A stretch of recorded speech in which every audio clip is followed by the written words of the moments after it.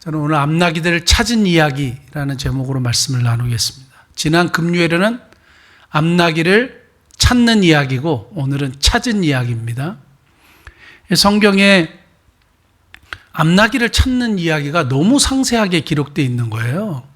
그래서 암나기를 잃어버린 이야기와 그것을 또 찾으러 다녔던 사울의 이야기와 이스라엘의 왕이 되는 이야기와는 전혀 아무 상관이 없는 이야기처럼 들리는데, 이 암나기들을 찾는 이야기가 이스라엘의 왕이 되는 이야기와 탁 이렇게 만나게 하신단 말이에요. 이걸 하나님의 섭리라 그러죠. 제가 여러 번 말씀드렸지만 에스더서에 보면 그 페르시아 왕궁에서 일어난 이야기와 모르드게가 사촌동생 그 고아가 된 에스더를 딸과 같이 양육했던 이야기하고 무슨 상관이 있어요? 아무 상관이 없어요. 그런데 이 두 사건을 딱 만나게 하시는 하나님의 섭리가 작용을 한단 말이에요. 이걸 하나님의 섭리라고 하고 있고, 이 하나님의 섭리 안에 모든 일들이 일어나는 것인데, 자, 지난 금요일에 저희가 암나기를 잃어버려가지고 암나기를 찾는 이야기를 했습니다. 근데 오늘 본문에는 암나기를 찾았다 하는 이제 내용이 담겨져 있습니다. 그러면 도대체 진짜 이 암나기를 찾은 것과 이스라엘 왕이 되는 사울의 이야기하고 무슨 관련이 있어요? 근데 아무 관련이 없는데 하나님은 이 두 가지 사건을 연결시킨단 말이에요. 에스더서를 또 돌아가 보면, 여러분 불면증 아세요? 불면증? 하나님이 독특한 방법으로 이스라엘 백성들을 구원하셨는데 누구의 불면증을 사용하셨느냐 하면 아하수르의 왕의 불면증을 사용하셨어요. 도저히 불가능한 상황인데 도저히 이거를 역전시키거나 번복하거나 할 수 없는 상황이에요. 그래서 유다 백성들이 그 포로에서 다 죽게 생긴 거예요. 그냥 딱 죽는 날을 받아놓고 기다리고 있는 중인데 이거를 번복할 수 있는 길은 없어요. 그런데 하나님이 그 일을 번복시키시는데 어떻게 뒤집어 엎으셨느냐? 그걸 히브리어로 하파크라 그랬는데, 뒤집어 엎으시는 역사, 역전시키시는 역사, 어떻게 그 일들을 이루셨느냐? 아하수르 왕의 불면증을 사용하신 거예요. 아하수르 왕이 잠이 안 나가지고 어떡하지 하다가 역대일기 가져오라고 그걸 읽힌 거죠. 근데 그 읽는 이야기 중에 모르드게의 사건을 듣게 되고, 그 사람에게 무슨 상을 베풀었냐니까 아무 상도 베풀어 주지 않았다는 이야기를 듣게 돼서 역전이 시작된 거거든요. 그러니까 아무것도 아닌 일 같은데 하나님이 그것을 사용하시면 놀랍도록 일하시는 것을 보게 됩니다. 행여나 우리 삶에 일어나는 여러 가지 손실이나 나의 삶에 일어나는 여러 가지 결핍이나 문제들도 하나님이 어떻게 사용하실지는 아무도 몰라요. 아하수르 왕이 불면증을 사용하신 것처럼 기스의 그 암나기들을 잃어버린 것 이야기를 사용하신 것처럼 우리의 삶에 일어나는 소소한 문제들도 하나님이 다 사용하실 수 있어요. 하나님의 역사 가운데. 그러므로 우리가 항상 하나님 앞에서 좀 깨어있는 삶이 필요합니다. 자, 그런데 이렇게 하나님이 한 개인의 불면증을 통해서 세상을 바꿔놓으실 수 있는 분이잖아요. 그건 이제 우리가 다 알고 있는 얘기인데, 오늘 본문으로 돌아와가지고 우리 성경을 한번 살펴보면 10장 1절에 이제 사무엘이 사울에게 기름을 부으면서 시작합니다. 네가 왕이 될 것이다. 이스라엘의 지도자가 된다. 하나님이 말씀하셨다. 하고 그냥 기름을 붓고 시작합니다. 자, 기름을 붓고 시작하는데, 그러면서 이제 재밌는 이야기를 해요. 무슨 이야기를 하냐면, 네가 이제 나를 떠나서 돌아갈 때에 라헬의 묘실 앞에서 두 사람을 만나게 될 건데, 두 사람이 너에게 소식을 전해줄 거다. 무슨 소식이냐? 네가 그렇게 찾아 헤매고 돌아다녔던 암나기들을 찾았다는 소식을 들려줄 거다. 근데 두 사람이라 그랬어요. 이스라엘의 이 고대 이스라엘은 한 사람을 절대 증인으로 세우지 않습니다. 두 사람을 세워요. 한 사람 위증할 가능성이 있잖아요. 그래서 항상 두 사람을 증인으로 세워요. 그러니까 이 말이 확실하다는 것을 얘기하기 위해서 항상 두 사람을 세운 거예요. 근데 두 사람을 만나는데 무슨 얘기를 할 것이냐 하면 암나기들을 찾았다고 얘기할 거다. 이렇게 얘기해요. 자, 네가 이스라엘 지도자가 될 거라고 하나님이 말씀하셨다고 기름을 부었어요. 그리고 어떤 징조 3가지를 얘기하는데 이 징조가 다 나타날 거다고 얘기하는 거예요. 그리고 나중에 후반에 보면 이 징조가 그대로 이루어졌다고 얘기해요. 이것은 뭐를 검증하는 이야기냐 하면 하나님께서 정말 사울을 왕으로 세우셨다는 것을 증명해내 보이시는 거예요. 갑자기 뜬금없이 암나기들을 찾으러 돌아다녔다가 네가 왕이 될 거다 이러면 이게 이상하잖아요. 근데 사무엘이 워낙 뛰어난 지도자고 훌륭한 지도자고 그의 말이 믿을 수 있어도 사울의 마음속에는 의심이 분명히 있었을 거란 말이에요. 느닷없이 뜬금없이 네가 이스라엘의 지도자로 하나님이 세우셨다. 그런데 이 사울에게 뭐가 필요했을까요? 뭔가 증거가 필요했겠죠. 그래서 아주 디테일하게 장소도 정확하게, 그래서 본문에는 장소도 아주 정확하게 나와 있습니다. 라헬의 묘실에 무슨 지역에 두 사람을 만나게 될 것인데 어떤 이야기예요? 암나기들을 찾았다는 이야기를 듣고 이제 아버지가 너희들을 걱정한다는 이야기를 할 것이다. 그게 첫 번째 징조예요. 두 번째 징조는 뭐냐면 다볼 상수리 나무 아래, 그 다볼 상수리 나무 아래예요. 그냥 상수리 나무가 아니고 다볼 지역에 있는 상수리 나무 아래에 3사람을 만나게 될 건데 3사람이 가지고 있는 게 다 달라요.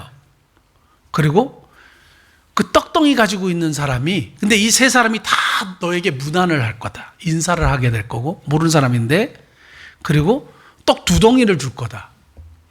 여러분 떡 3덩이를 가진 사람이에요. 그런데 사울하고 사울의 사원에게 떡을 하나씩 줄 이런 가능성이 얼마나 있겠어요? 뭐 그럴 수도 있겠죠. 근데 정확한 위치와 정확한 이야기가 그대로 맞아떨어져요.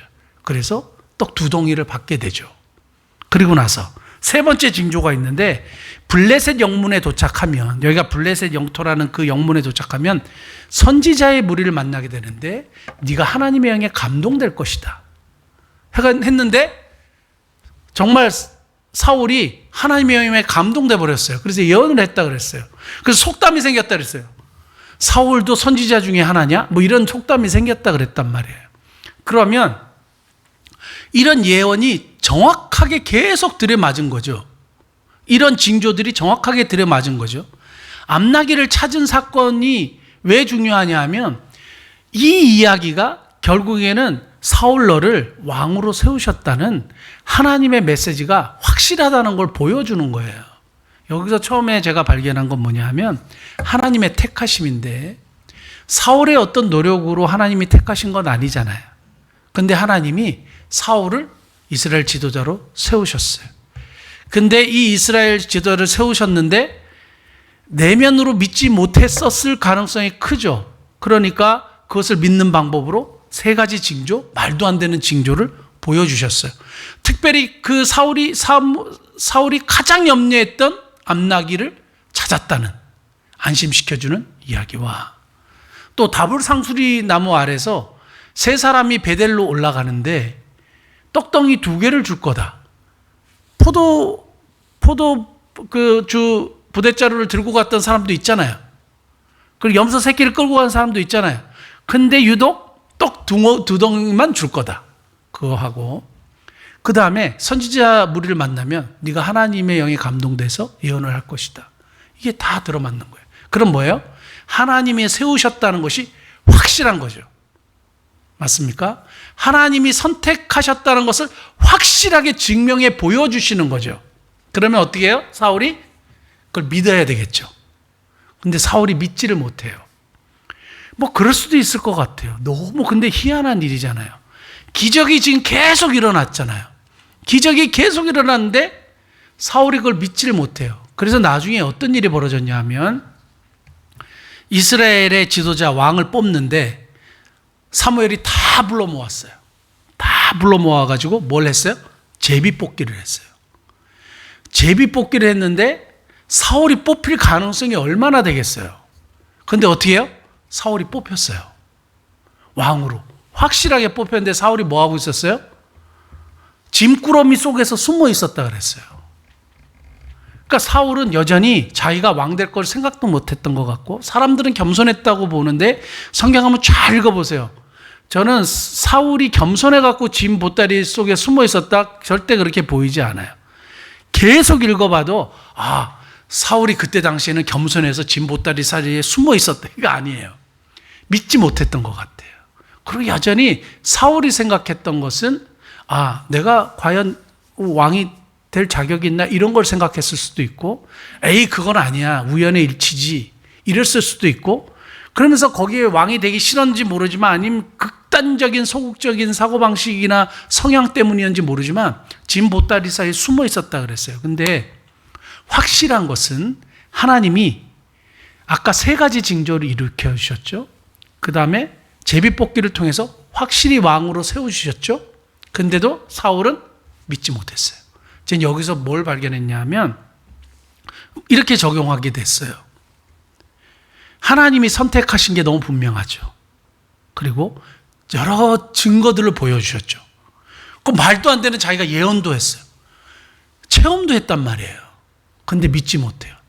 더 확실한 것은 말도 안 되는 확률의 제비뽑기에도 자기가 됐어요. 그러면 확실히 보여주신 건데 여전히 믿지 못하는 것 같아요. 이것은 오늘 저와 여러분들에게는 이런 것 같아요. 하나님이 우리를 하나님의 자녀로 선택하셨잖아요. 누가 뭐라 그래도 하나님의 자녀로 선택하셨어요.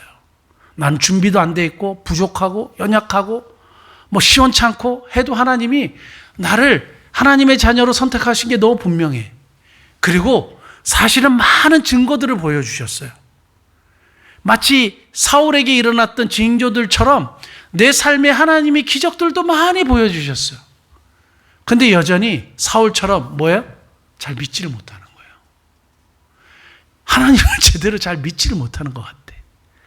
오늘 사울이 하나님이 이런 징조들과 말도 안 되는 확률 속에서도 자기를 세우셨다고, 분명히 선택하셨다고 보여주셨음에도 불구하고 믿지 못하고 이렇게 헤매는 것처럼 저와 여러분들이 하나님이 분명히 하나님의 자녀로 우리를 선택하시고 하나님이 분명히 우리를 공급하시고 인도하시는 것이 확실함에도 불구하고, 그리고 과거에 많은 체험도 있고 여러 가지 경험도 하고 보기도 하고 느끼기도 하고 체험도 했는데 여전히 우리는 사울처럼 하나님을 제대로 믿지 못하고 있지는 않는가?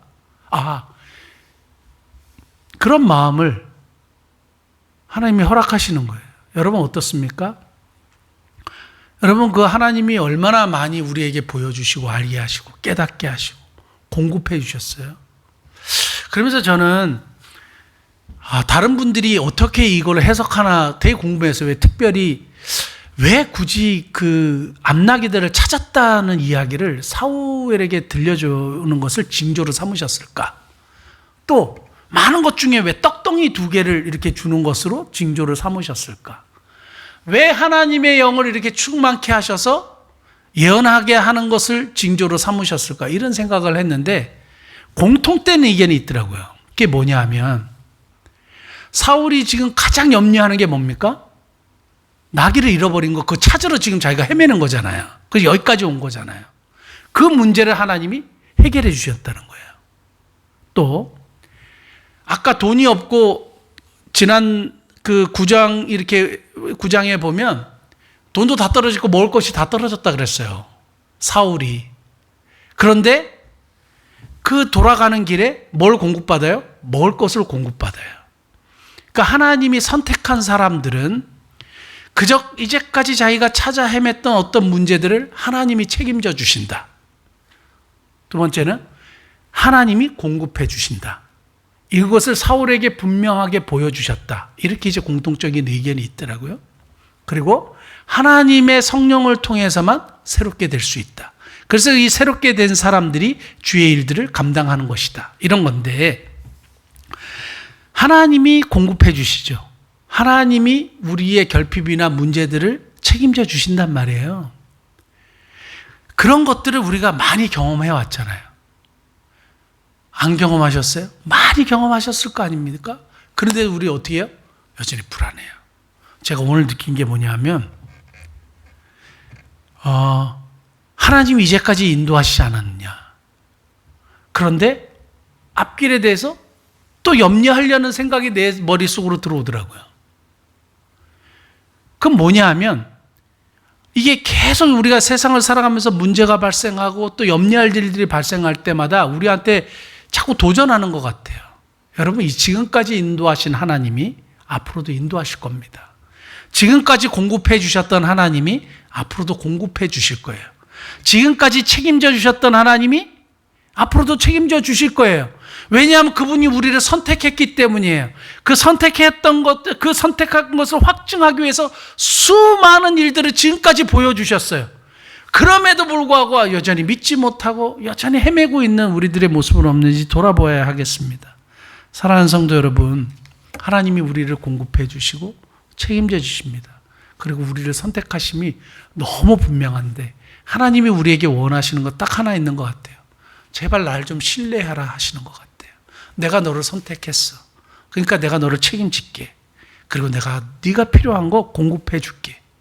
근데 이것에 대한 여전히 불안한 마음이 있고 믿지 못하는 마음이 있어서 그러니까 우리가 자꾸 헤매는 거예요. 사랑하는 성도 여러분, 하나님이 우리를 택하셨습니다. 그러면 그 택하심에는 책임지시겠다. 그리고 공급해 주시겠다는 약속이 아울러 있는 줄 믿습니다. 지금까지 그렇게 인도하신 하나님을 신뢰하는 저와 여러분 되시길 바랍니다. 그 다음에 발견한 거 한 가지만 더 말씀드리겠습니다. 그 10장 1절에 사무엘이 뭐 했습니까? 사울에게 기름을 붓고 시작하잖아요. 그러고 나서 무슨 얘기를 하냐면 암나기를 찾은 얘기, 두 사람을 만날 것인데 암나기를 찾는 얘기하고 상수리 나무 아래서 뭐 세 사람을 만날 것인데 그 사람이 너한테 문안을 하고 여차여차 할 것이고, 그 다음에 그 블레셋 영문에서 무리를 만나게 되고 하나님의 영에 감동될 것이라는 이야기를 하잖아요. 여러분, 이것이 이루어질 가능성이 몇 프로나 될 것 같으세요? 제가 여기서 발견한 건 사무엘의 순종이에요. 사무엘이 하나님이 사울을 세우셨다라는 것을 믿었어요.